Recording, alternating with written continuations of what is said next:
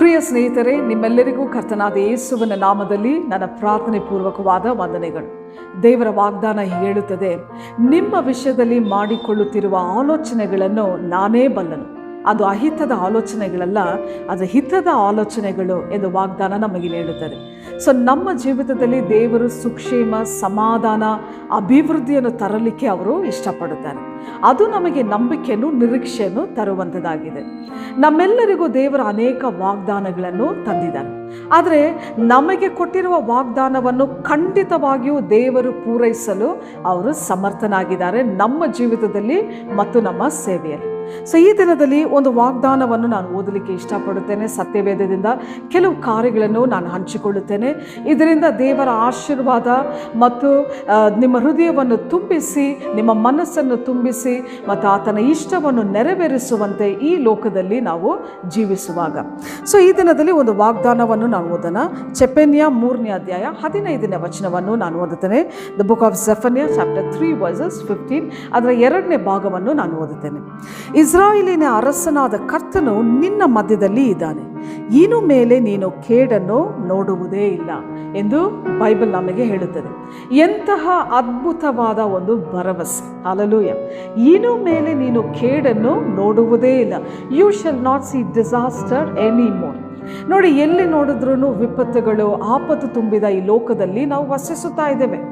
So ಮಾನವ ಜನಾಂಗ ಕತ್ತಲೆ ಆವರಿಸುವಲ್ಲಿ ಹೇಗೆ ನಾವು ಬದುಕಲಿಕ್ಕೆ ಸಾಧ್ಯ ಈ ಲೋಕದಲ್ಲಿ ದೇವರನ್ನು ಸೇವಿಸಲಿಕ್ಕೆ? ಆದರೆ ನೋಡ್ರಿ, ಇಲ್ಲಿ ವಾಗ್ದಾನ ನಮಗೆ ಹೇಳುತ್ತದೆ, ಕರ್ತನು ನಿಮ್ಮ ಮಧ್ಯದಲ್ಲಿ ಇದ್ದಾನೆ. ಇಸ್ರಾಯೇಲಿನ ಅರಸನಾದ ಕರ್ತನು ನಿಮ್ಮ ಮಧ್ಯದಲ್ಲಿ ಇದ್ದಾನೆ. The lord, the god of Israel is in our midst. So ಪ್ರತಿದಿನ ದೇವರು ನಮ್ಮ ಜೀವಿತದಲ್ಲಿ ಇರಬೇಕು. ಆಮೇನ್. ಪ್ರತಿದಿನ, ದಿನದಿಂದ ದಿನಕ್ಕೆ ದೇವರು ನಮ್ಮ ಜೀವಿತದಲ್ಲಿ ಇರಬೇಕು.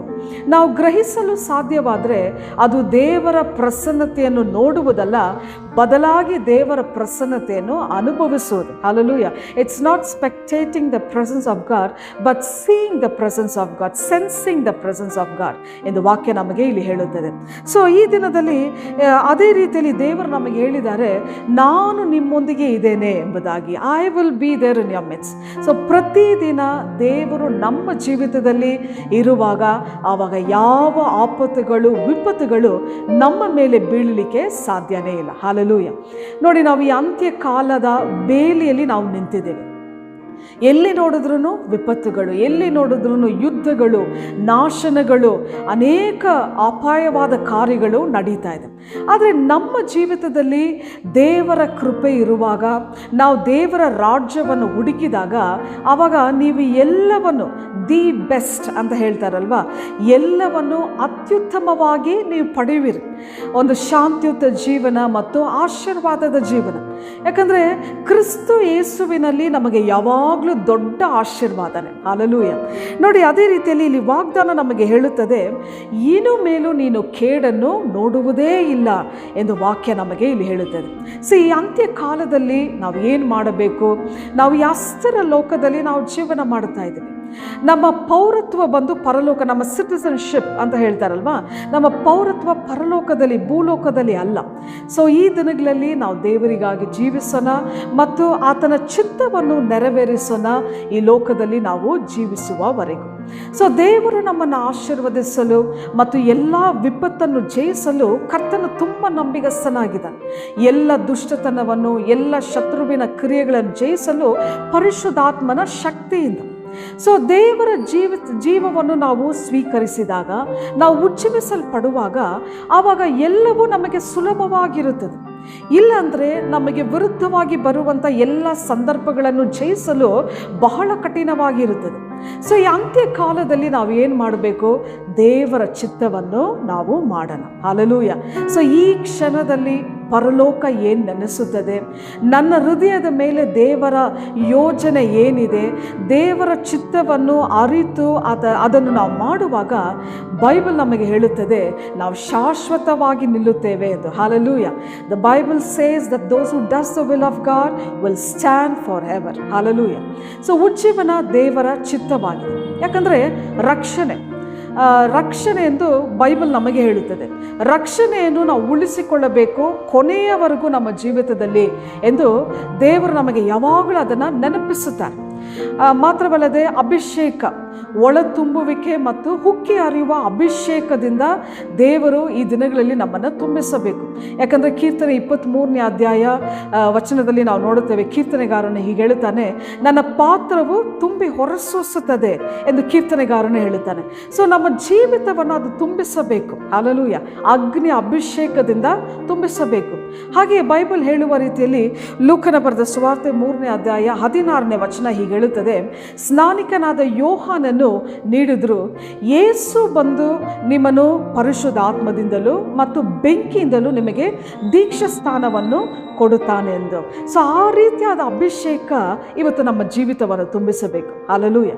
ನೋಡಿ, ದೇವ ಜನರಾದ ನಾವು ಯೇಸುವನ್ನು ನಂಬುವುದು ಕೇವಲ ಆಶೀರ್ವಾದಕ್ಕಾಗಿ, ಕೇವಲ ಬಿಡುಗಡೆಗಾಗಿ, ಸೌಖ್ಯತೆಗಾಗಿ, ಸಮಾಧಾನಕ್ಕಾಗಿ ಮಾತ್ರವಲ್ಲ, ಆದರೆ ಪರಲೋಕದ ಆಶೀರ್ವಾದಕ್ಕಾಗಿ. ಹಲ್ಲೆಲೂಯಾ. ಸೊ ನಮ್ಮ ಯೇಸು ಬರಲಿಕ್ಕಿದ್ದಾನೆ. ನಾವು ಕನ್ಯರಂತೆ ಸಿದ್ಧರಾಗಬೇಕು. ಉರಿಯುವ ದೀಪವನ್ನು ಹೊತ್ತು ನಾವು ವರವನ್ನು ಆಹ್ವಾನಿಸಬೇಕು. ಸೊ ಯೇಸು ಬರುವಾಗ ನಮ್ಮ ಹೃದಯ ಉರಿಯಬೇಕು. ಹಲ್ಲೆಲೂಯಾ. ಹೌದು ಪ್ರಿಯ ಸ್ನೇಹಿತರೆ. ಸೊ ಈ ದಿನಗಳಲ್ಲಿ ನಾವು ದೇವರ ಸನ್ನಿಧಾನದಲ್ಲಿ ನಾವು ಸಮಯವನ್ನು ಕಳೆಯೋಣ ಮತ್ತು ನಾವು ದೇವರ ಚಿತ್ತವನ್ನು ಮಾಡೋಣ.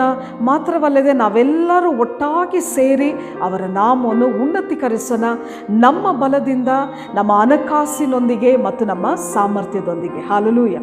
ಸೊ ಈ ಭೂಮಿಯಲ್ಲಿ ಮತ್ತು ನಮ್ಮ ಜೀವಿತದ ಮೇಲೆ ದೇವರ ಪರಿಪೂರ್ಣವಾದ ಚಿತ್ತ ನಿರ್ಮಿಸಲು ನಾವು ಆತನ ಚಿತ್ತವನ್ನು ನಾವು ಮಾಡೋಣ, ಅವರನ್ನು ನಾವು ಸೇವಿಸೋಣ. ನಾವು ಪ್ರತಿ ದುಷ್ಟತನವನ್ನು ನಂಬಿಕೆಯಿಂದ, ಪ್ರತಿ ದುಷ್ಟತನವನ್ನು ನಾವು ತಡೆದು ಜಯಿಸಬಹುದು ಮತ್ತು ಸರ್ವಶಕ್ತನ ನೆರಳಲ್ಲಿ ರೆಕ್ಕೆಗಳ ಕೆಳಗೆ ನಾವು ಸುರಕ್ಷಿತವಾಗಿರುತ್ತೇವೆ ಮತ್ತು ಆತನ ರಹಸ್ಯವಾದ ಬರೋಣದಲ್ಲಿ ನಾವು ಭಾಗಿಗಳಾಗುತ್ತೇವೆ, ಅವರ ಜೊತೆಯಲ್ಲಿ ನಿತ್ಯ ಕಾಲವಾಗಿ ಜೀವಿಸಲು ಪರಲೋಕದಲ್ಲಿ. ಅಂತಹ ಆಶೀರ್ವಾದ ಇವತ್ತು ನಿಮ್ಮನ್ನು ನಮ್ಮನ್ನು ತುಂಬಿಸಬೇಕೆಂಬುದಾಗಿ ನಾನು ಪ್ರಾರ್ಥನೆ ಮಾಡಿಕೊಳ್ಳುತ್ತೇನೆ. ಈ ಸಮಯದಲ್ಲಿ ಒಂದು ಚಿಕ್ಕ ಪ್ರಾರ್ಥನೆ ನಾವು ಮಾಡೋಣ.